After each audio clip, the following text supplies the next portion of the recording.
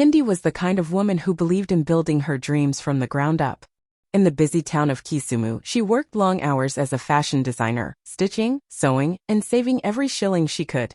While her friends went on vacations and posted selfies at dinner dates, Kendi stayed back in her tiny studio, working late into the night.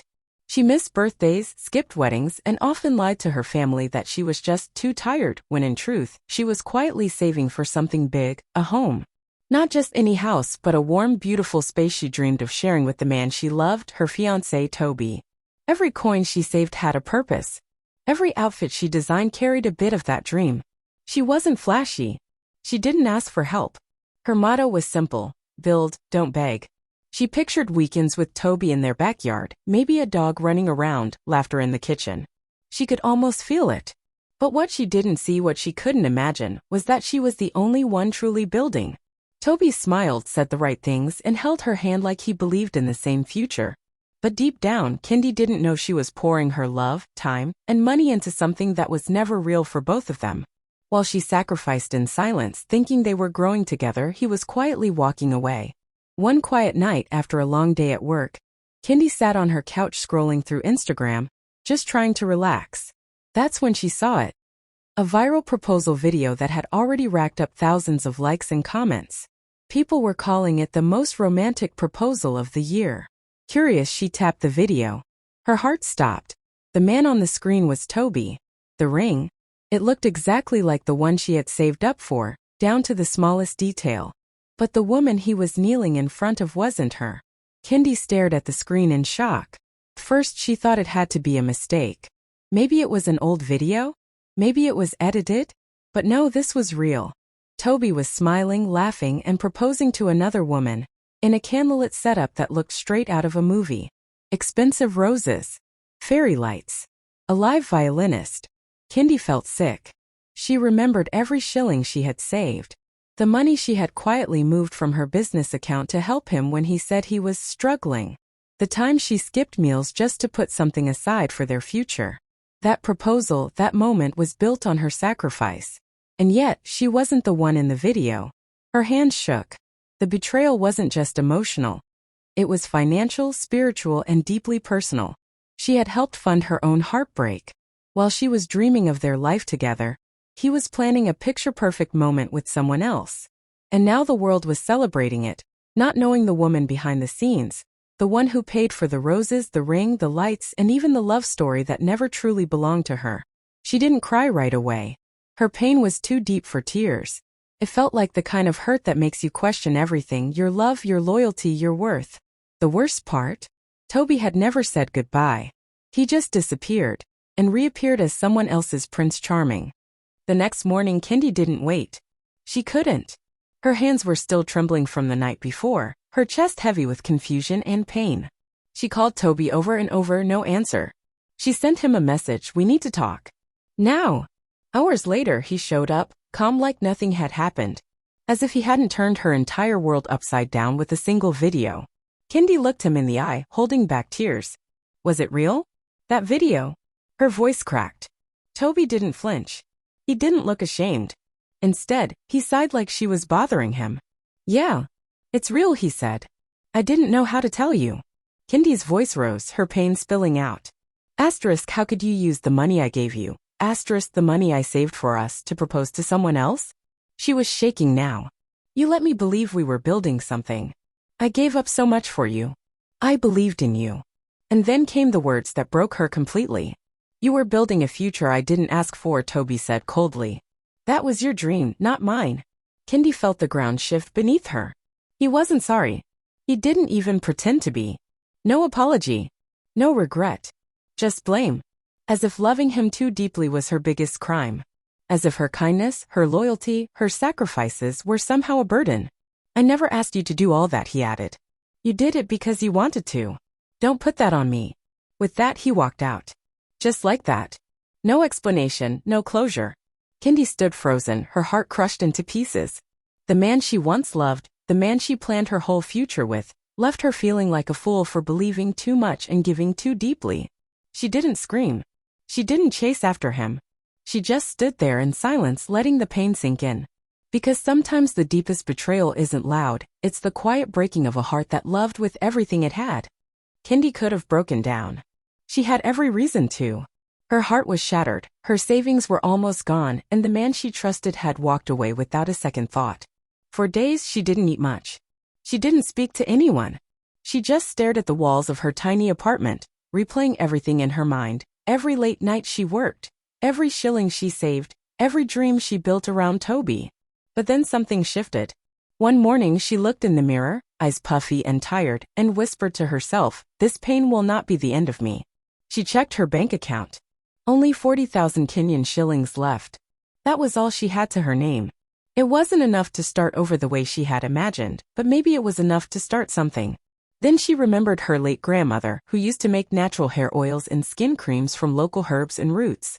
People used to travel from nearby villages just to buy them. Kendi smiled through her tears. What if that legacy could become her new beginning? She got to work. She mixed oils in her tiny kitchen, tested ingredients on herself, and used old glass jars to package her first few products. She named it Kendi Organics, a business rooted in healing, strength, and African beauty. She didn't have a big team, or fancy branding, or budget. But she had purpose. And that purpose gave her power. Instead of drowning in heartbreak, Kendi poured her pain into creation. She turned grief into grind. Every product she made was personal. It wasn't just about skincare, it was about healing, about starting again, about women like her who were left to rebuild from nothing. She posted her first product on Instagram with shaky hands, unsure if anyone would care. But deep down, something told her, this is the start of something bigger than the pain.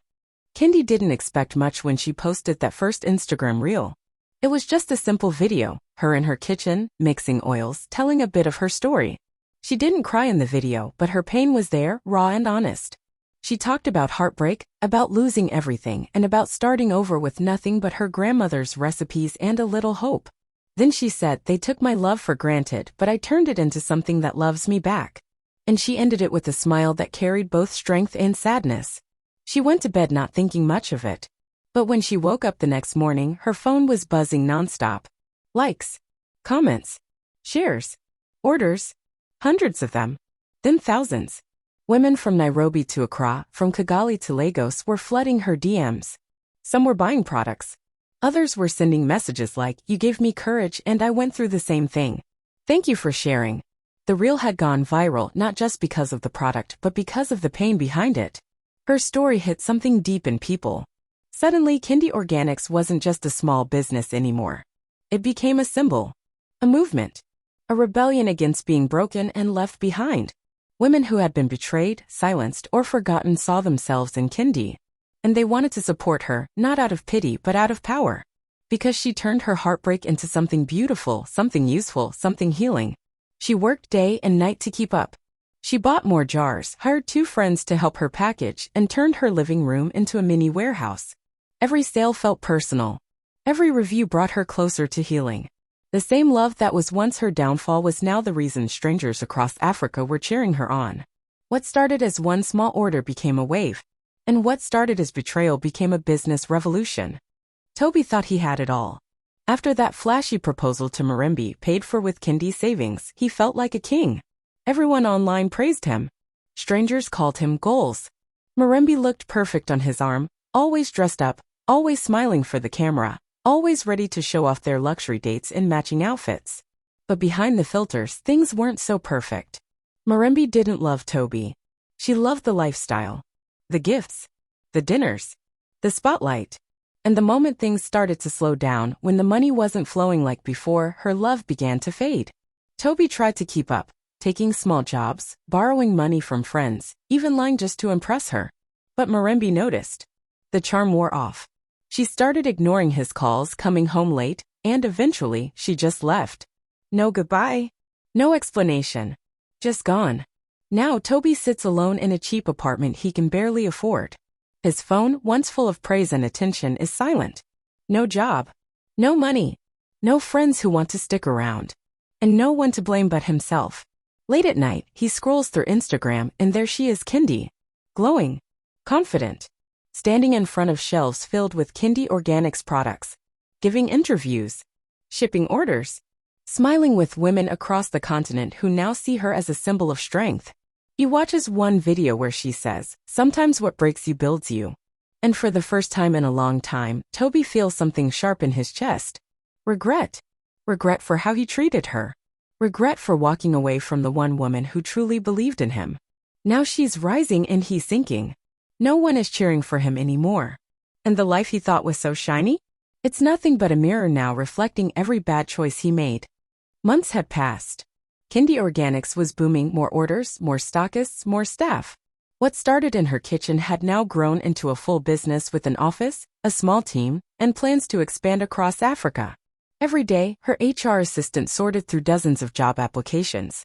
One morning, as Kendi sipped her hibiscus tea and glanced through the list of shortlisted names, her eyes stopped. Her hand froze. There it was, Toby Otieno. She blinked, thinking maybe it was someone else. But the CV said it all. Same university. Same email. Same Toby. He had applied for a marketing position. For a moment, she didn't know whether to laugh or cry. The man who once told her, "You were building a future I didn't ask for," had now applied to be part of that very future she built without him.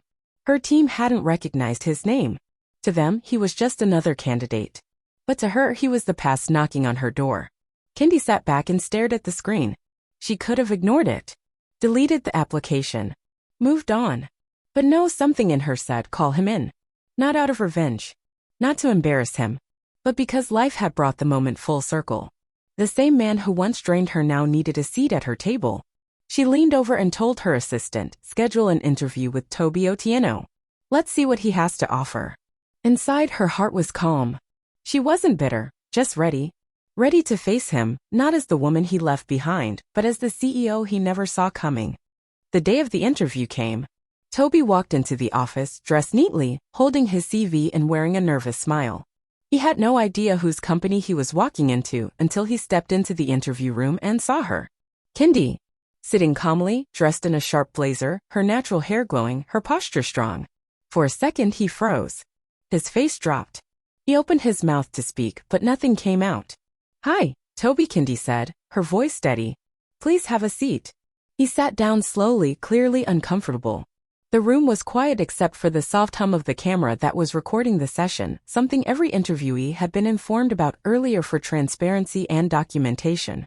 Toby had signed the consent form like everyone else, not knowing what was coming. Kendi smiled politely. "So tell me," she began, "why do you want to work at Kendi Organics?" He stumbled through his answers, talking about his passion for branding, his experience in marketing, how he admired the company's growth. She listened.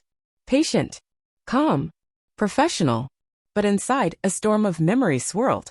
When he finished, she looked at him and said, "Toby, this is not just any business. This is the same dream you once said you didn't want. The future you told me I was building alone." Her voice didn't shake. "Now you're sitting here, hoping to be part of what you walked away from." He looked down. Silent.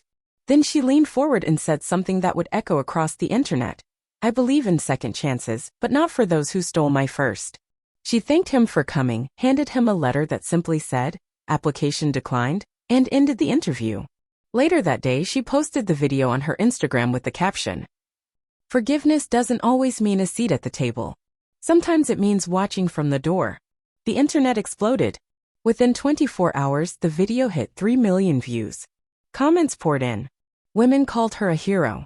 After the interview video went viral, Kendi started getting more than just product orders. Her inbox was full messages from women across Africa pouring their hearts out. Some had been betrayed like her. Others were divorced, abandoned, cheated on, or left to raise children alone. Many of them were tired. Tired of being silenced, used, or forgotten. But what they all shared was one thing: they were inspired by Kendi. They saw her not just as a businesswoman, but as proof that pain didn't have to be the end. Could be the beginning. Kendi knew she couldn't just sit back and sell skincare anymore. She had to do more. So she launched an initiative called BuildHER Africa, a mentorship and empowerment program for women who had been broken, but still had the will to build. The name said it all. Build her because sometimes life tears women down, but given the right tools, they rise even stronger. She started with a group of 10 women from different parts of Kenya. Some had zero savings. Others had ideas but no confidence. Kendi sat with them, listened to their stories, helped them write business plans, taught them how to market online, and even gave them starter kits funded by her own profits. These weren't just training sessions, they were healing circles. Safe spaces to cry, to plan, to dream again. Soon the movement grew. Women from Nigeria, South Africa, Uganda, and Ghana started signing up. Universities invited Kendi to speak. Young girls wrote essays about her. She became more than a brand. She became a voice. A force. A big sister to every woman who had been told she wasn't enough. One night, after hosting a live session with hundreds of women, Kendi sat quietly on her balcony, looking out at the Kisumu sky. She remembered the nights she cried alone, thinking it was over. And now here she was, leading a movement. She smiled softly and whispered to herself, "They tried to break me, but they built me instead." The spotlight hit her face, and the crowd in Lagos went quiet. Cameras flashed. Phones were recording. On that grand stage at the Forbes Africa Women's Summit, Kendi stood tall in a flowing African print suit, her natural curls bouncing as she smiled. Just a few years ago, she was sitting on the floor of her small apartment, heartbroken, with only 40,000 KS in her bank account. Now, she was being honored as one of Africa's most powerful women in business. As she stepped up to the mic, the room leaned in. She paused, took a breath, and said, "He used my money to propose to someone else. I used my pain to propose a legacy to the world." The room erupted in applause. People stood. Some wiped tears from their eyes, because they knew her story.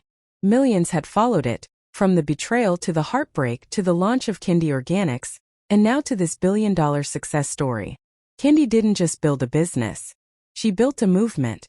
She created jobs, mentored thousands of women through BuildHER Africa, and reminded a whole generation that failure is not the end, especially for women who are often left to rebuild from the ashes. She proved that pain could be power, and that rejection could be redirection. Now her products sit on shelves in major stores across Africa, Europe, and even the US. But for Kendi, the real success isn't just the numbers. It's the women who stand taller because of her journey. The ones who now say, "If Kendi did it, I can too." She smiled one last time at the crowd and walked off stage. Not just as a survivor, but as a symbol. The woman who funded her own breakup and turned it into a billion-dollar comeback.